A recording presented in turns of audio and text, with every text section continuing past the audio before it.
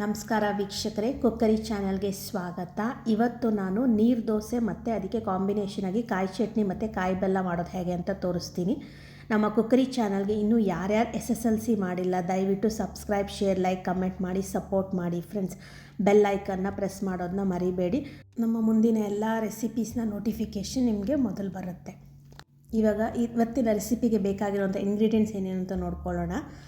ನಾನಿಲ್ಲಿ 4 ಗ್ಲಾಸಷ್ಟು ಅಕ್ಕಿನ ತೊಗೊಂಡಿದ್ದೀನಿ ಮತ್ತು ಅದಕ್ಕೆ ನೋಡಿ, ನಾನು ಈ ಲೋಟದಲ್ಲಿ ತೊಗೊಂಡಿದ್ದೀನಿ ಅಳತೆನ. ಮತ್ತು ಅದೇ ಲೋಟದಲ್ಲಿ 2 ಲೋಟದಷ್ಟು ಕಾಯಿ ತುರಿನ ತೊಗೊಂಡಿದ್ದೀನಿ.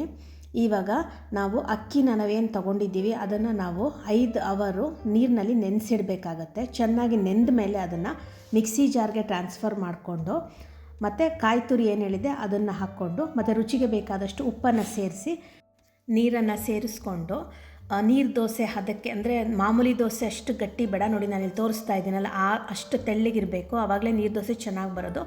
ಅದಕ್ಕೆ ರೆಡಿ ಮಾಡ್ಕೊಳ್ಳೋಣ.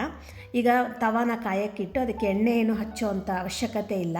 ನೋಡಿ, ಈ ಥರ ಸ್ಪ್ರೆಡ್ ಮಾಡಿಕೊಂಡು ನೀರು ದೋಸೆನ ಹಾಕಿ ಮುಚ್ಚಿ ಬೇಯಿಸಿದ್ರೆ ಅದು ಚೆನ್ನಾಗಿ ಬೆಂದ್ಕೊಳ್ಳುತ್ತೆ.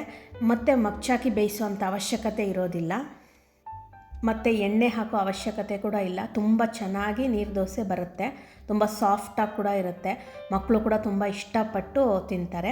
ಈಗ ಕಾಯಿ ಚಟ್ನಿಗೆ ಬೇಕಾಗಿರೋಂಥ ಇಂಗ್ರೀಡಿಯೆಂಟ್ಸ್ ಹೇಳ್ತೀನಿ. 3/4 ಕಪ್ಪಷ್ಟು ತೆಂಗಿನಕಾಯಿ ತುರಿ, ಕೊತ್ತಂಬರಿ ಸೊಪ್ಪು, ಪುದೀನ ಸೊಪ್ಪು ಮತ್ತು ಹುರ್ಗಡ್ಲೆ ಒಂದು 3 ಟೇಬಲ್ ಸ್ಪೂನಷ್ಟು, ಹುಣಸೆ ಹಣ್ಣು ಮತ್ತು ಬೆಳ್ಳುಳ್ಳಿ ಹೆಸರು 4 ತೊಗೊಂಡಿದ್ದೀನಿ. ಉಪ್ಪು ರುಚಿಗೆ ಬೇಕಾದಷ್ಟನ್ನ ತೊಗೊಂಡಿದ್ದೀನಿ.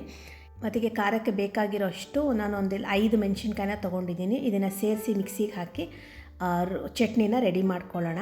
ಈಗ ಚಟ್ನಿಗೆ ಒಗ್ಗರಣೆಯನ್ನು ಹಾಕಿದ್ದೀನಿ. ಈಗ ಕಾಯಿ ಬೆಲ್ಲಕ್ಕೆ ಸ್ವಲ್ಪ ತುರಿದಿಟ್ಕೊಂಡಿರೋವಂಥ ತೆಂಗಿನಕಾಯಿ ತುರಿ ತೊಗೊಂಡಿದ್ದೀನಿ ಮತ್ತು ಅದಕ್ಕೆ ಬೆಲ್ಲ ತೊಗೊಂಡಿದ್ದೀನಿ. ಬೆಲ್ಲದ ಪುಡಿ ಬೇಕಾದರೂ ಬಳಸ್ಬೋದು ಅಥವಾ ಬೆಲ್ಲನ ತುರ್ಕೊಂಡು ಬೇಕಾದ್ರೆ ಬಳಸ್ಬೋದು. ನೀವು 1 ಕಪ್ಪಷ್ಟು ತೆಂಗಿನಕಾಯಿ ತುರಿ ತೊಗೊಂಡು ಒಂದು ಅರ್ಧ ಕಪ್ಪಷ್ಟು ಬೆಲ್ಲದ ತುರಿನ ಹಾಕ್ಕೊಳ್ಳಿ.